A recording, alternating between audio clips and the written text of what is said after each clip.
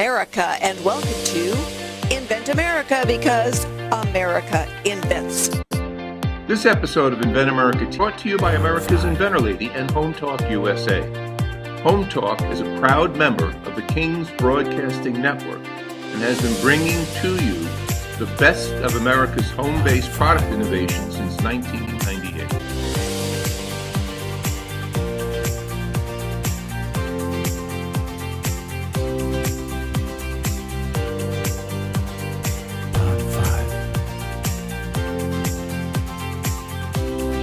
This segment of Invent America is brought to you by the law offices of R.P. Baraska. RPB law offices have been bringing corporate-level legal expertise to the independent inventor community for more than 20 years. For all your inventing legal needs, trust rpblawoffices.com. Morgan is our first guest. He is the inventor of a very cool tool that has got multiple uses, and I'm going to let him tell you all about it. Jesse, thanks so much for being with us today. I've known you now for, 5 years, maybe? 5, 6 years? 5 or 6 years, yes. Thank you, Rita. Thank you. And get her cut out there. Let's go, guys. It's right. So you have got the EXTRACTOR line cutter tool. Explain that. It's called the extractor tool. It was a safety tool years ago. It didn't do anything. Nobody cares about safety today. Nobody cares about saving their life. That's what it comes down to. Nobody wants to buy a tool. So I invented that tool 10 years ago and put it in the market and sold about 5,000 pieces. Then actually I revised that tool and put it in the fishing world. I'm not sure it can't see on the radio world, but it's a fishing tool that mounts in a hat, pulls out of there right now, and it cuts fishing line. It does it all. That's a multi-tool. It's a rod and reel from 8 millimeter to 12 millimeter. It'll actually scale a fish. It'll actually hold a fish down, take that hook out of his mouth. It's a multi-tool. It'll cut seat belts, any line you put in front of it, and actually interchangeable blade. And it's there for that fisherman now to be deployed right out of the hat anytime he needs it. So that's what that tool is. So cool. Really... So how long have you been working on this, Jesse? I mean, you were working on this. Was the extractor was the tool you had when you went with us to the trade show? That's correct. The extractor, roughly since 2005, I was a head-on collision with a drunk driver. Rolled my vehicle, caught fire. I had a drunk in my. Rolled my vehicle, caught fire. Drunk driver hit me head on. I rolled my vehicle, caught fire. I had a gun in my door, a knife in my center console. In that rollover, I lost everything. Luckily, people stopped, broke my window, cut my seatbelt, pulled me out. I wouldn't be here today. So I invented that tool and put it on a piece of paper, but didn't know how to take it to market.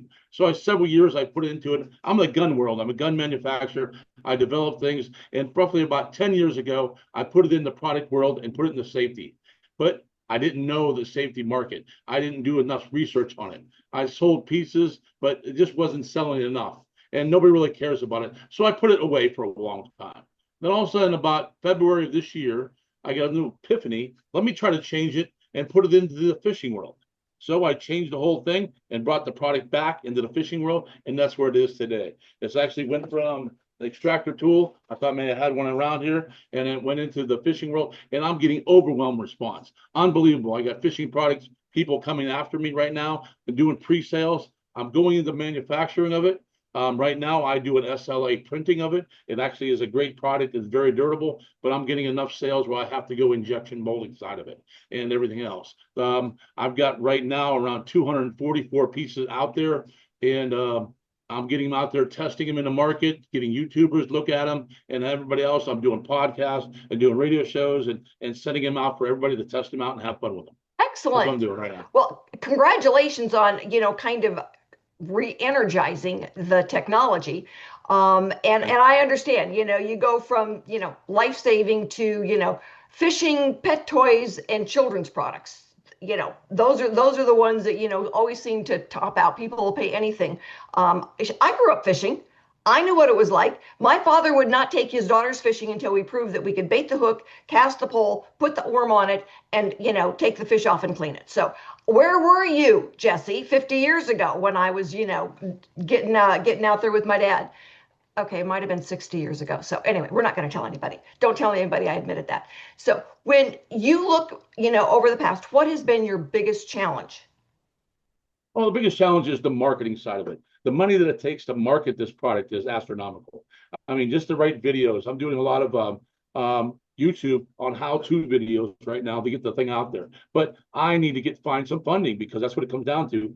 I'm going to put probably 60 to almost $80,000 just in the marketing side to get the major product out there. I'll have 100,000 pieces made, but 100,000 pieces ain't gonna do me anything if I don't have any production and getting marketing and getting it out there in the sales side of it. And that's where I'm trying to find a good marketer or a good partner to come along and actually help me out with this product and get it out there and help me further the market. Now, there's a lot of fishing people out there, a lot of companies. I'm talking to different people right now. I do have an investor I'm talking to next week, but you never know how it's going to lead into, that type of thing. So the marketing, that's where it's going to chew up a lot of money. It's amazing.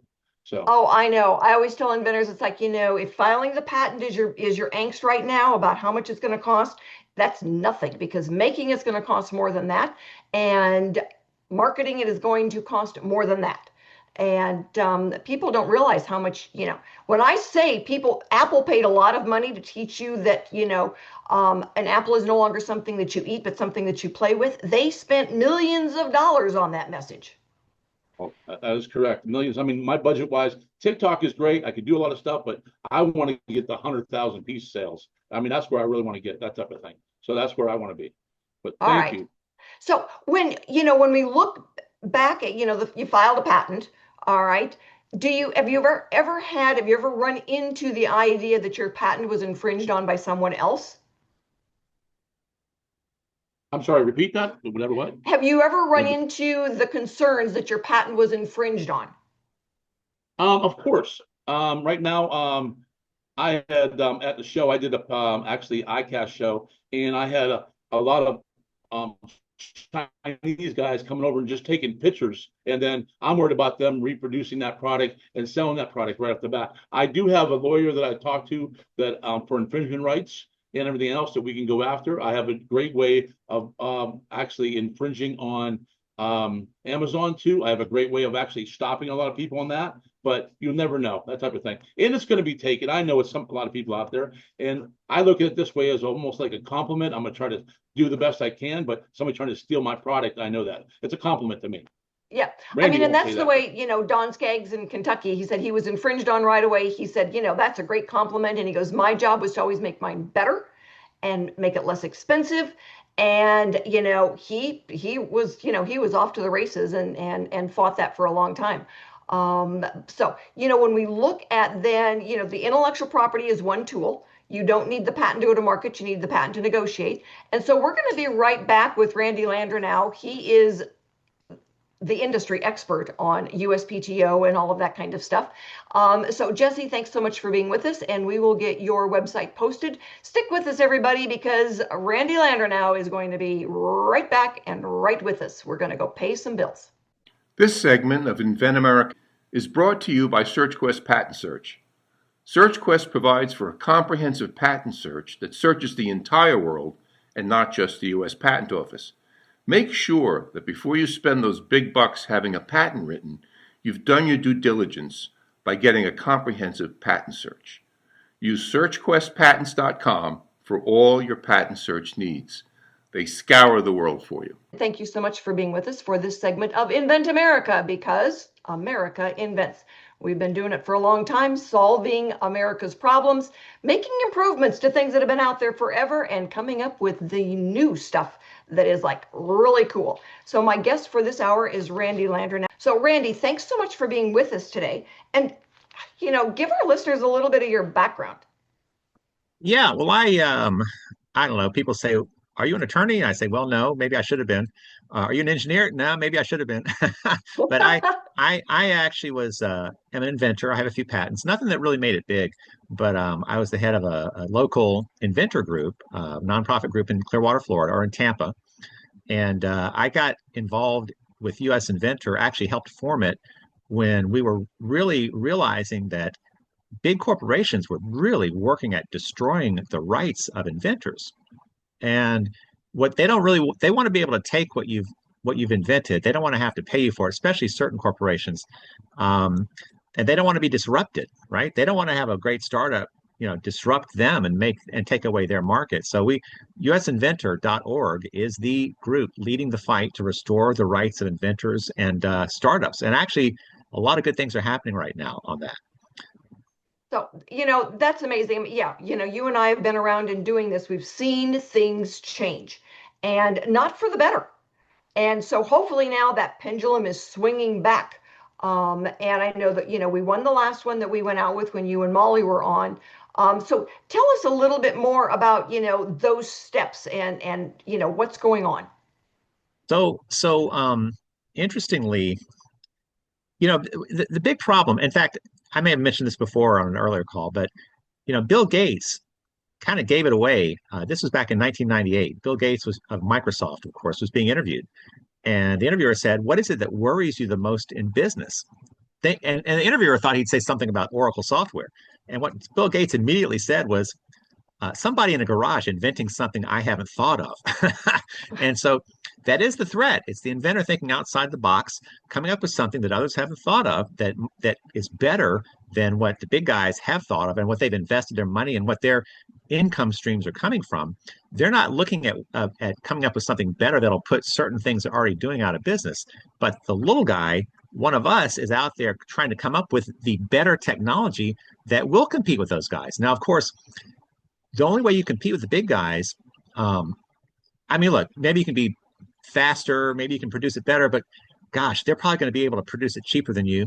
I mean, that's a tough one.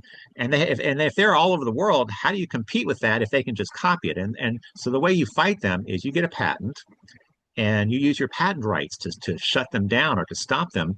But that is what they went after with bad legislation. And of course, a couple of bad Supreme Court decisions, which I'm sure, Supreme Court justices are influenced by what they read online as well. And that's how they are able to influence everybody.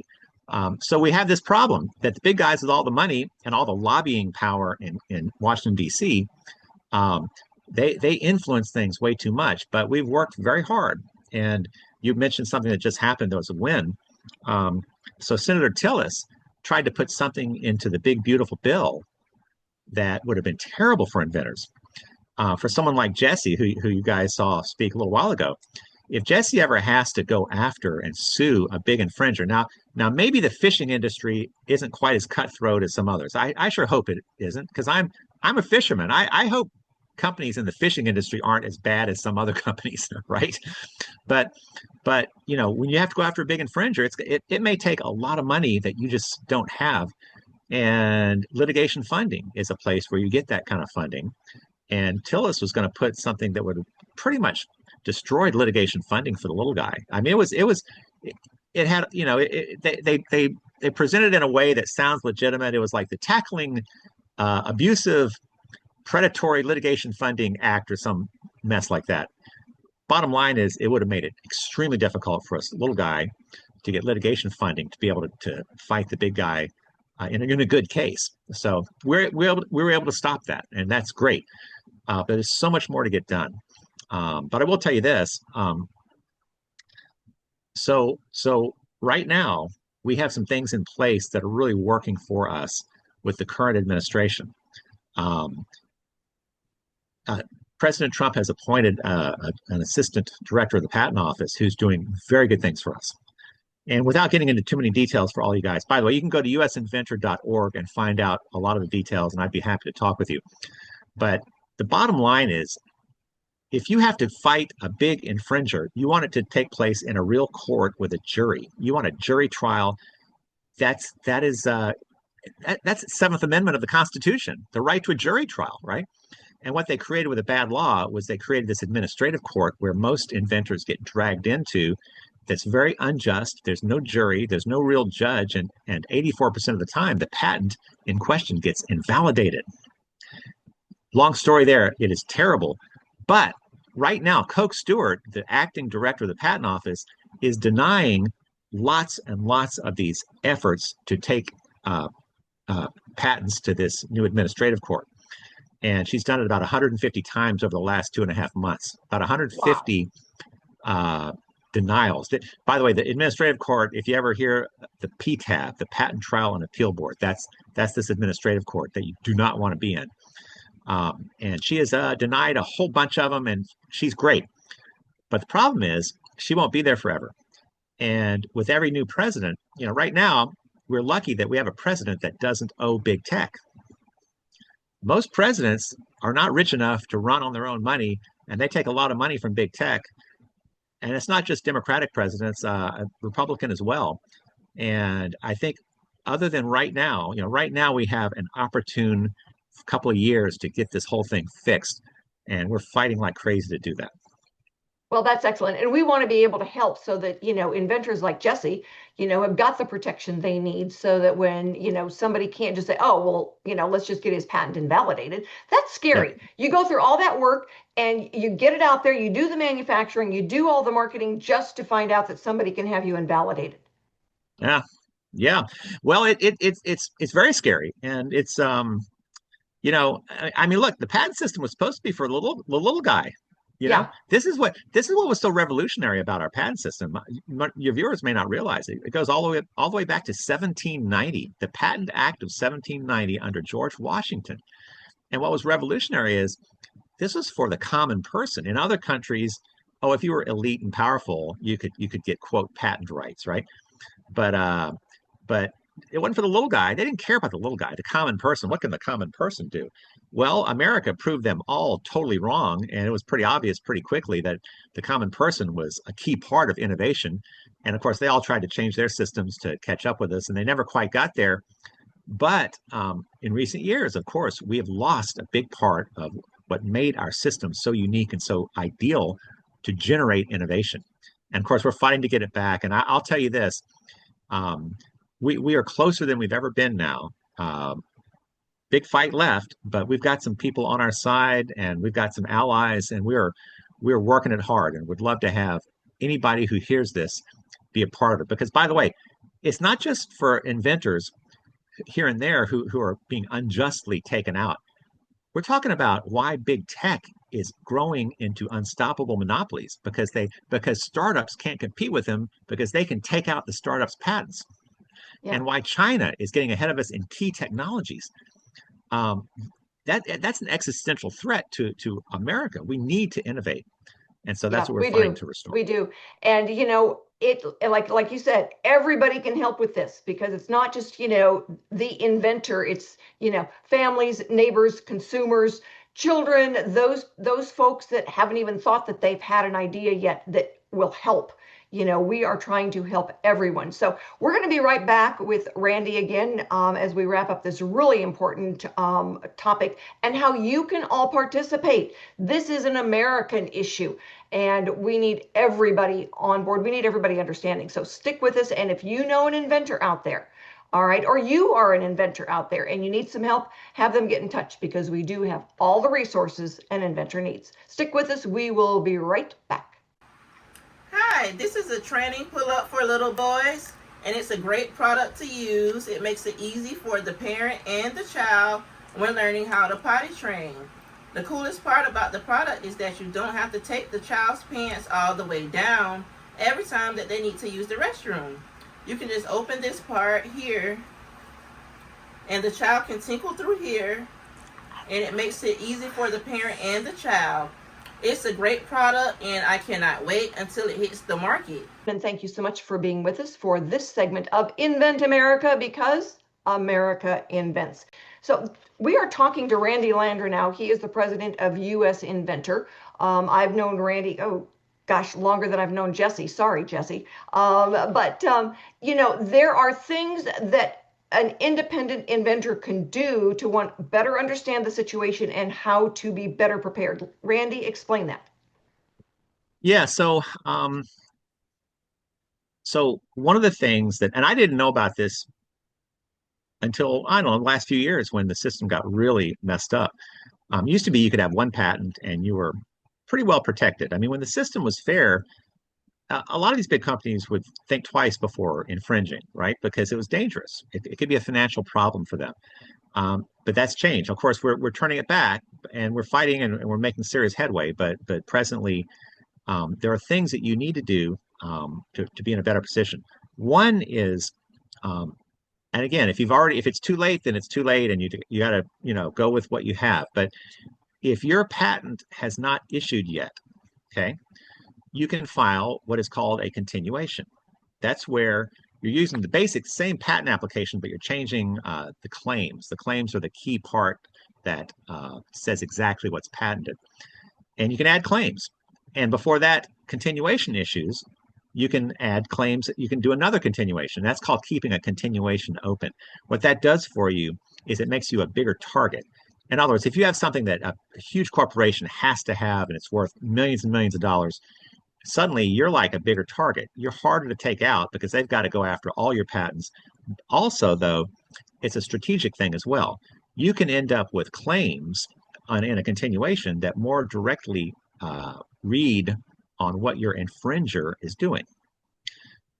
And it's something that you may not have thought of when you first did your first patent application, right? In other words, it's a way to improve the strength of your patent after the fact. But it's only if you file it before the patent issue. So you should talk to your attorney about claims, about doing continuations. The other thing is, wherever possible, don't just go with the first licensing partner. Try to find someone who is willing to do something extra to lower the cost of your actual manufacturing, okay? Josh Malone, who invented Bunch of Balloons. Bunch of Balloons is it may end up being the most successful invention ever before it's all over, right? It might. I've got some in my garage, yeah. Yeah, the toy that allows you to fill up like 30 water balloons at a time, right? I know, right? So cool. Huge success, huge success. But it was infringed immediately by a big company in New Jersey, and Josh had to fight them like crazy. And it took, I hate to tell you guys, don't get depressed over this, but it took $20 million to beat the infringer. Okay. Now, one of the ways Josh was able to pull it off, he had a bunch of patents. So he did continuations, like I said. But here's the other key thing. He didn't just go with the first licensing partner that said, oh, I want this, we'll pay you X amount and we'll start and blah, blah, blah. He found a licensing partner that was willing to build a new facility to automate the production of his product. So suddenly it was being produced cheaper than anyone else could produce it. His infringer could not undercut his price. That's the big problem. Normally, you've got a product, like let's say you've got it on the shelves for 20 bucks and your big infringer, they can produce it cheaper because they have better connections or whatever. And suddenly they're coming in at $10. And consumers look at one or the other and they typically buy the cheap one. And it takes you out that much faster. So be selective and try to get that production cost as low as possible. The other thing I can tell you too is if you are infringed, and of course, as Jesse was saying earlier, if it's a great product, there are going to be people who try to copy it, right? That's just the way it works. If they don't copy it, maybe it's not as good a product as you thought, right? Yeah. But when you if you are actually in a big battle, a big litigation battle, you should get active with whether or not you should get active with us anyway. But especially, what attorneys will say is, oh no, don't go to Washington D.C. That'll just make it worse. It'll upset them. It'll make it worse. Well, Josh didn't take that advice. He came with us to D.C. and he made it a public relations problem for the patent office. In other words, they were supporting a serial infringer over an inventor. And honestly, it helped turn his case around, the fact that he got very active and very loud with us. So we're the guys fighting for all of you. You guys, whoever's listening, you may not realize that you have lobbyists working for you, but there you go. You do. There you go. Not just the rich guys have lobbyists, but you have lobbyists, and I'm one of them. Yep, absolutely. And, we use the CIP. I've got a lot of inventors who do use the CIP. Just to by the way, guys, that's a continuation in part. Yeah, a continuation in part. And so we've had them use that when we're looking at. We do a background check on potential licensees so that we know, do they have a good reputation, a bad reputation? How big is their reach? And for the one guy that I was talking to this morning, where the NFL is actually looking at licensing, is not the NFL, but the company that has the right to use all the logos. They want to license his product. And I said, no, hold on. We've got to do this step first before you start giving them all this information. And he goes, and that's why I have you, so that you can say, nope, zip it. Don't give away that information just yet. And that's what we do. Well, I'll tell you one more thing. We're not right. I'm almost out of time. Are we? Okay, we're getting close. I'll go real quick. The other thing is, in a licensing agreement, I hate to tell you, but I know more than one inventor who has had their licensing partner that they have an agreement with, who's licensing from them, that individual, that company has used this new administrative court, the PTAB, to take out their patent. Now, I know it's crazy, but things get kind of cutthroat out there. So you can have in your licensing agreement that they can't ever use an administrative court to try to invalidate your patent. I'm telling Okay. you, you talk to your, this is not That's legal great. advice here, not legal advice, but keep that in mind. You are not practicing law without a license, but I've got attorneys who've got my back and they do practice law with a license. And so Yeah, there you with go. that, you know what? You got a question out there about your patent? Call me. I've got the attorneys lined up ready to do this. So with that, Randy, thank you so much for Oh, we being should with tell them us where to, today. what, you guys, we need all of you to go to usinventor.org, usinventor.org, and sign our inventor rights resolution. There That you gets you in go. the loop, and we can let you know if we have a call to action. If we need to talk to your U.S. representative, your senator, we can involve you and all your other inventors in your area in the meeting, and it'll be great. We'll pull it off. We'll make sure you have all the information you need. Randy, thanks again. Thanks everyone for joining us today. We will be back next week with more stories on getting products from mind to market. We will have new inventors and industry experts. So join us and have a wonderful week.